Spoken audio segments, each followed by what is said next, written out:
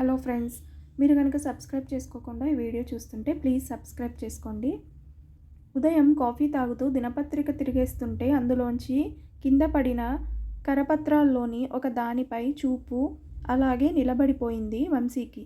దినపత్రికను పక్కకు పెట్టి ఆ కరపత్రాన్ని చేతిలోకి తీసుకొని అందులో ఉన్న సమాచారాన్ని సరాసరి గదిలో మంచంపై కదలలేని స్థితిలో ఉన్న తల్లి సుభద్రకు చూపించాడు.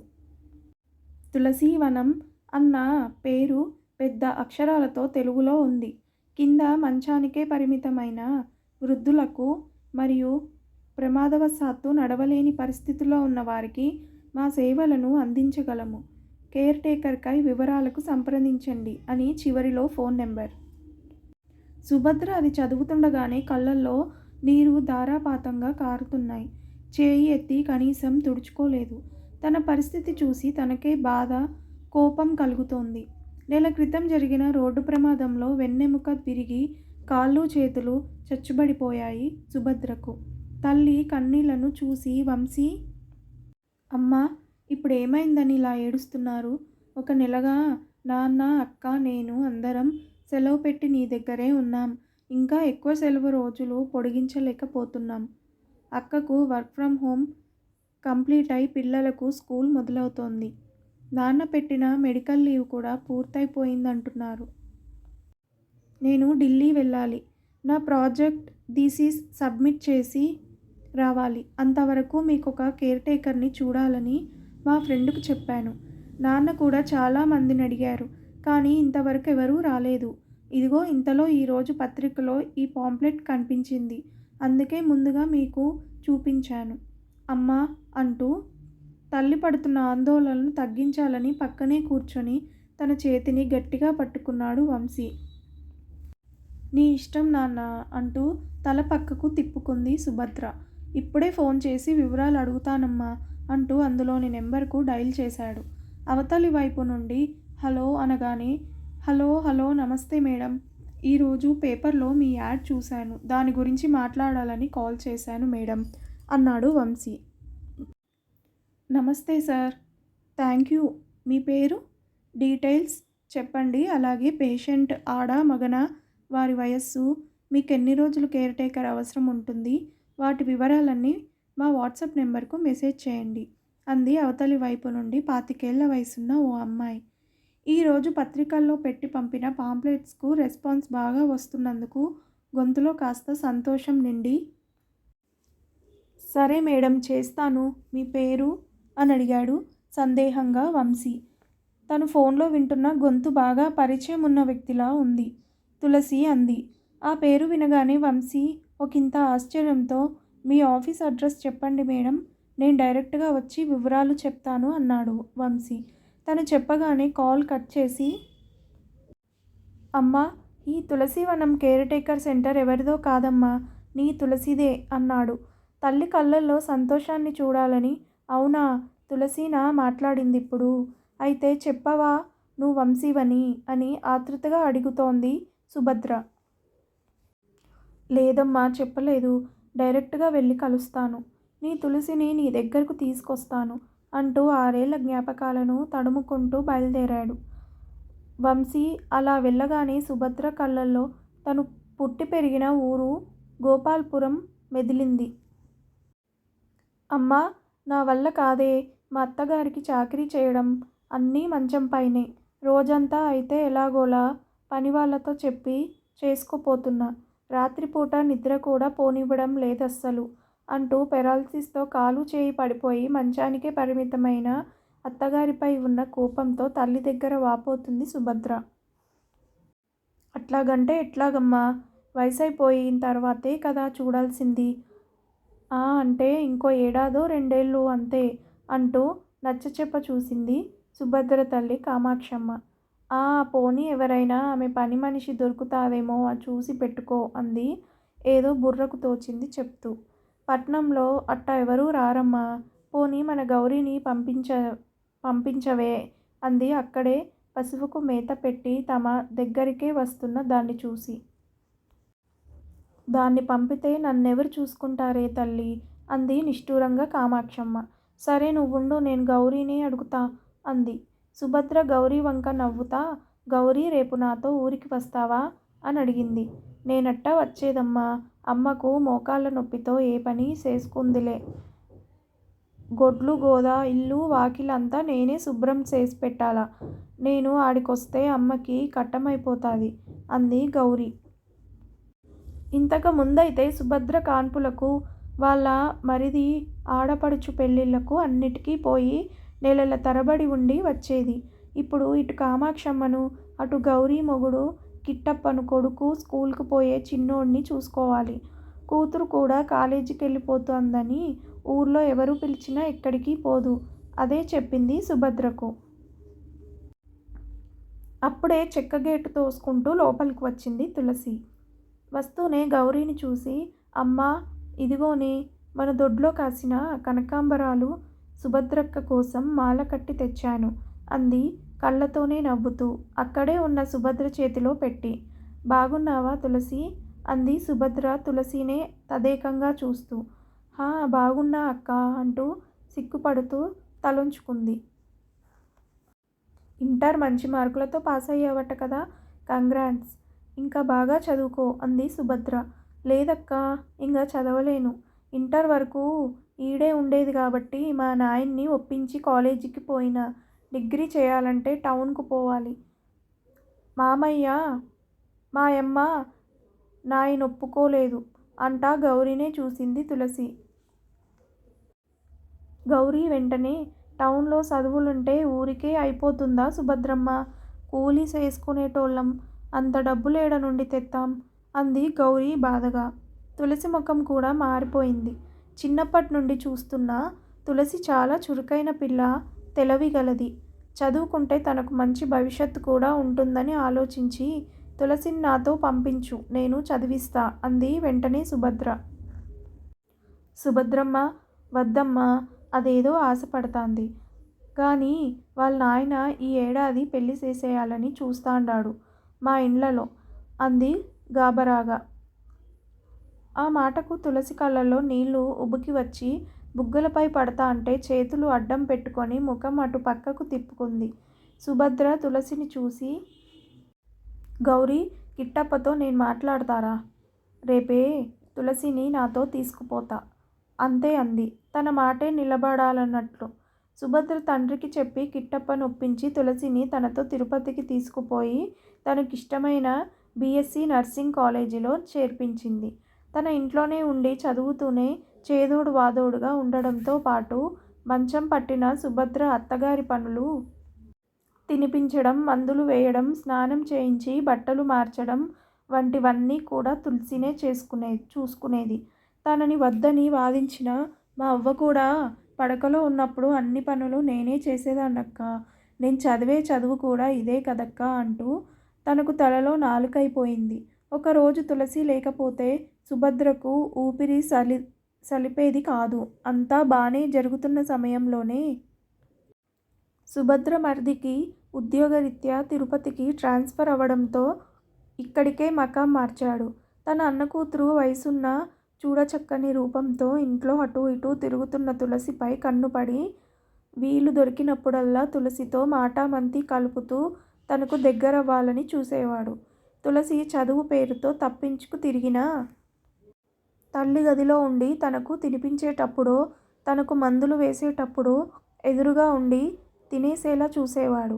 సుభద్రకు చెప్పాలని చాలాసార్లు ప్రయత్నించినా తనను చదివిస్తూ ఆదరిస్తున్న వారింట్లో వారికే గొడవలొస్తాయేమోనని భయపడి చెప్పలేకపోయింది. సుభద్ర కూడా 2-3 సార్లు మరిది తులసి వెనుకనే తిరగడం గమనించి వయసులో ఉన్న పిల్ల, కొంచెం జాగ్రత్తగా ఉండమని చెప్పాలి అనుకున్నది. ఇద్దరి మనసులోని మాటలు దేవుడికి కూడా వినిపించలేదేమో.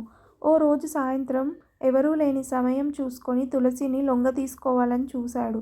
సరిగ్గా అదే సమయంలోనే సుభద్ర భర్త రావడంతో తులసి భయంతో వారి తల్లి గదిలోకి పరుగులు తీసింది. తన కోరిక తీరలేదని కోపంతో తులసే తనపై మనసు పడిందని, తన అవసరాలు తీర్చమని పదే పదే నన్ను అడిగేదని, డ్రెస్సులు కూడా కొనివ్వమని బెదిరించిందని భార్యకు కొన్న డ్రెస్ చూపిస్తూ అన్నకు చెప్పడంతో పల్లెటూరు మనుషులు, పల్లెటూరి బుద్ధులు వీరికెంత విలువిచ్చినా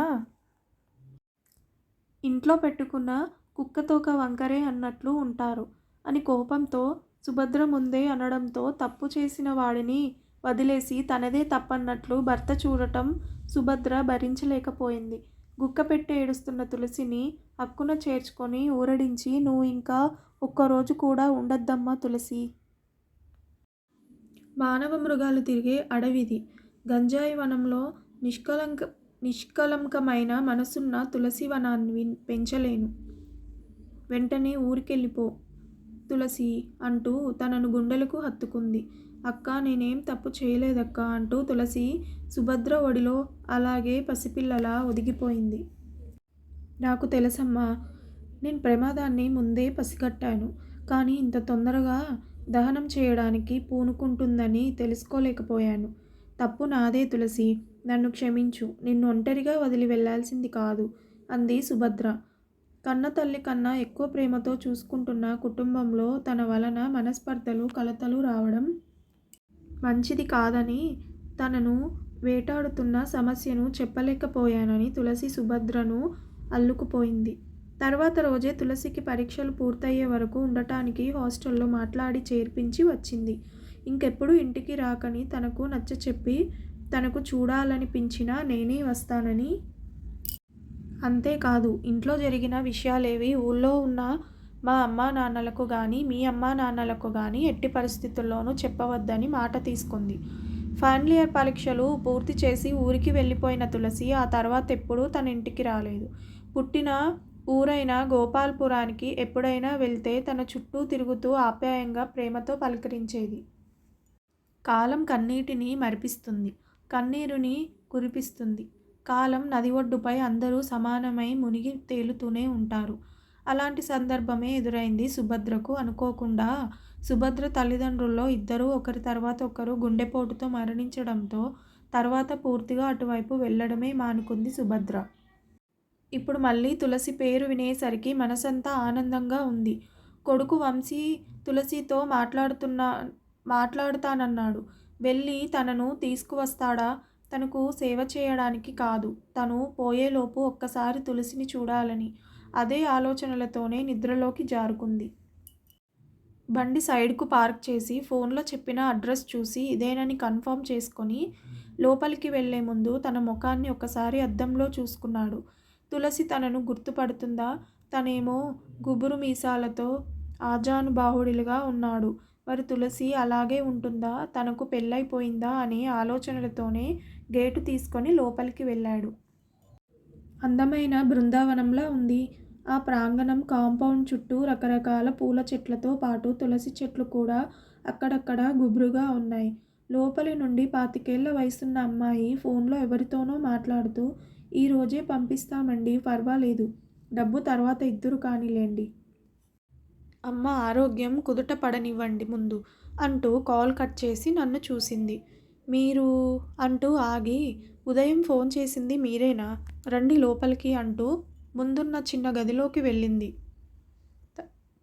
తన వెనకే వెళ్ళిన నాకు కూర్చోండి అంటూ కుర్చీ చూపించి నేను కూర్చున్న తర్వాత తను ఓ పక్కగా కూర్చుంది.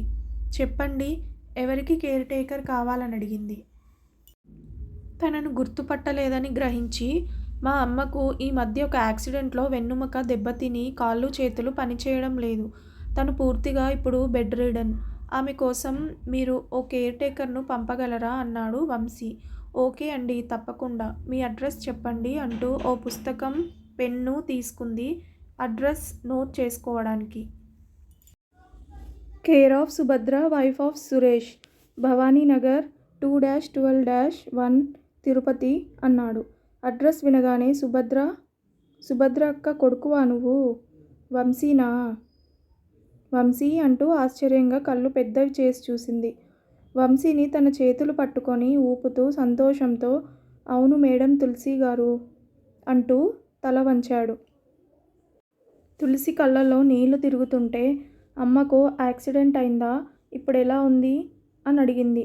బానే ఉన్నారు, కానీ మంచానికే అంటూ వంశీ కళ్ళు తడి అవడంతో తులసి కుర్చీలో నుంచి లేచి వంశీ దగ్గరగా వచ్చి, వంశీ, నేను చూసుకుంటాను, అమ్మకేం కాదు, ఇప్పుడే వెళ్దాం పద అంది.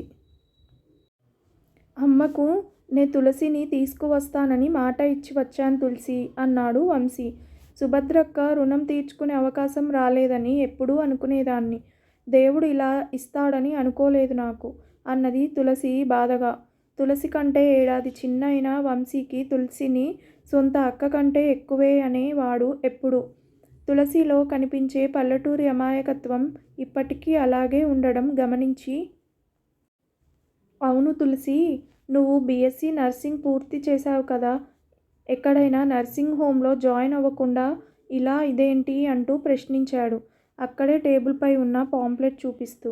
దీనికి కారణం కూడా ఓ రకంగా సుభద్ర అక్కనే వంశీ అంది. అంటే అన్నాడు సందేహంగా. అమ్మ నన్ను చదివించడానికి ఇక్కడికి తీసుకువచ్చినా నేను ఎక్కువగా మీ నాయనమ్మకు సహాయకురాలిగానే ఉన్నాను. అప్పట్లో మీ ఇంటికి ఎవరైనా వచ్చినప్పుడు నా గురించి అడిగితే మీ వాళ్ళందరూ కూడా నన్ను కేర్ టేకర్గా పరిచయం చేసేవారు. అలా నాకు ఆ పేరుతో ఏదో కనెక్టివిటీ ఉందనుకునేదాన్ని. అంతేకాదు వంశీ, మా ఊరు, మా చుట్టుపక్కల గ్రామాల్లోని వారంతా ఊర్లో పని చేయడానికి పనులు లేక, వ్యవసాయం చేయడానికి సరైన వసతులు లేక అప్పుల పాలవుతుంటే మధ్యవర్తుల సలహాలతో డబ్బుల కోసం దుబాయ్ వంటి దేశాలకు వెళ్ళేవారు. అలా వెళ్ళి ఓ 2-3 నెలలు కొంచెం డబ్బు పంపితే ఆ తర్వాత వారు ఎక్కడ ఉంటారో కూడా తెలిసేది కాదు. ఏదైనా అనారోగ్యంతో మరణిస్తే శవం ఆచూకీ గురించి పంపేవారు కాదు. ఇక్కడ వారి కుటుంబాల్లోని పిల్లలు, ఇటు తల్లి లేక, భర్తలు, భార్య లేక వారు మద్యానికి బానిసలై వీధిన పడేవారు. అలాంటి వారిని ఎంతోమందిని చూశాను. ఇలా దేశ విదేశాలకు బానిసలుగా వెళ్ళే బదులు ఇక్కడే వారికి ఏదైనా పని చూపించగలిగితే బాగుండేదని ఆలోచించాను. అప్పుడే నేను ఒక పెద్ద హాస్పిటల్లో పనిచేస్తున్నప్పుడు చాలామంది వయసైన వారు ఏదో ఒక అనారోగ్య సమస్యతో వచ్చేవారికి అసిస్టెంట్గా వారి పనివారో మరెవరో వచ్చి చూసుకొని వెళ్ళేవారు. అప్పుడే తెలిసింది నాకు పెద్ద పెద్ద నగరాల్లో అలా కేర్ టేకర్ని పంపే ప్రైవేట్ సంస్థలు చాలా ఉన్నాయని. అదే నేను మా చుట్టుపక్కల గ్రామాల్లోని వారికి నచ్చచెప్పి ఓ ఉపాధి కల్పిద్దామన్న సంకల్పంతో ముందుగా అందరికీ 1 నెల రోజుల పాటు ట్రైనింగ్ ఇచ్చి వారి కుటుంబం అనుమతితో కేర్ టేకర్గా పంపుతున్నాను. బాగా ఉన్నవాళ్ళైతే వారి తల్లిదండ్రులకు ఏ లోటు లేకుండా చూసుకుంటే చాలని పెద్ద మొత్తంలోనే ఇచ్చేవారు. కానీ ఇక్కడ కూడా ఆడవారిని ప్రలోభపెట్టి వశం చేసుకునే తోడేళ్ళు ఉంటారని జాగ్రత్తగా, అటువంటి మాయలకు లొంగకూడదని, అలాంటివి ఏదైనా మీకు అనుమానం వస్తే వెంటనే వచ్చేయాలని, ఇలాంటివి ఎన్నో ఆలోచించి ఓ అడుగు ముందుకు వేసి ఈ తులసీవనాన్ని పెంచుతున్నాను అంది తులసి వంశీ కళ్ళల్లోకే చూస్తూ. ఇంట్లో కన్న తల్లి ఒక్కరోజు పడుకుంటే ఇంటి పని చేయడానికి ఎంతో ఆలోచించే మాలాంటి వారు ఎంతోమంది ఉన్న ఈ రోజుల్లో ఇలాంటి సేవా భావంతో సొంత మనుషుల్లా చూసుకునే నీలాంటి వారు ఉండడం చాలా గ్రేట్ తులసి. నీ స్నేహితుడిగా నేనెంతో గర్వపడుతున్నాను. ఇలాంటి ఓ ఆర్గనైజేషన్ మన ఊర్లో ఉందని నేనే అందరికీ చెప్తాను అన్నాడు వంశీ కనుబొమ్మలు ఎగరేస్తూ గర్వంగా ఫీలై. ఈ క్రెడిట్లో నువ్వు కూడా ఓ భాగమే వంశీ. కొత్తగా కాలేజీకి వెళ్ళడానికి నేను చాలా భయపడేదాన్ని. ఏదీ సొంతంగా నిర్ణయం తీసుకునేదాన్ని కాదు. కానీ అప్పుడు నువ్విచ్చిన ధైర్యం కూడా ఓ పావువంతు కలుపుకున్నాలే అంది నవ్వుతూ తులసి. నువ్వు నవ్వితే చాలా అందంగా ఉంటుంది. చక్కని పళ్ళు వరుసతో మెరుస్తున్న కళ్ళతో ఇలాగే ఎప్పుడూ నవ్వుతూనే ఉండాలి తులసి అని మనసులో అనుకుంటూ వంశీ బండి స్టార్ట్ చేశాడు. బాబాయ్ చేసిన పనికి తులసిని ఇంట్లో నుండి పంపించేశాక తన తల్లి ఎంత మదన పడేదో కళ్ళారా చూసిన తను ఇన్నాళ్లకు మళ్ళీ తులసిని చూసి అమ్మ మామూలు మనిషి అవుతుందనే ఆశతో తండ్రిని ఒప్పించి ఓ మంచి స్నేహితుడిగా తనకు అండగా తోడుగా నిలవాలని ఆశయంతో తులసిని అమ్మ దగ్గరకు తీసుకువెళ్తున్నాడు. విన్నారు కదా ఫ్రెండ్స్. ఈ కథ కనుక మీకు నచ్చితే ప్లీజ్ సబ్స్క్రైబ్ చేసుకోండి. అలాగే లైక్ చేయడం మర్చిపోకండి. Thank you so much for watching this video.